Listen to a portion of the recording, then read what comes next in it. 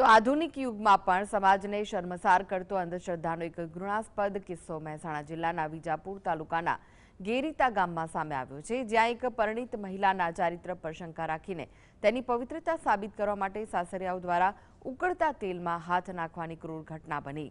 એટલું જ નહીં, પીડિતા પર ગરમ તેલ પણ નાખવામાં આવ્યું હોવાનો આરોપ છે।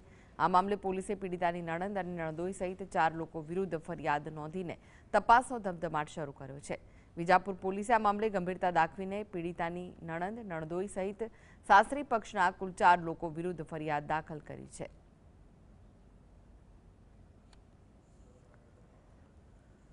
ખોટો આરોપ નાખ્યો તો મારા ઉપર ને મારા નણંદના ઘરવાળા ઉપર।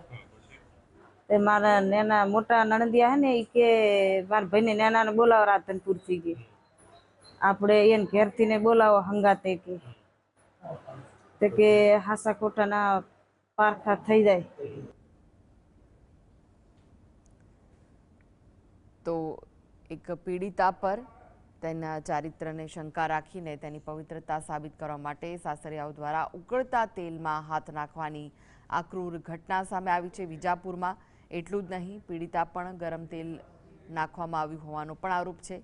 આ મામલે પોલીસે પીડિતાની નણંદ અને નણદોઈ સહિત 4 લોકો વિરુદ્ધ ફરિયાદ નોંધીને તપાસનો ધમધમાટ શરૂ કર્યો છે।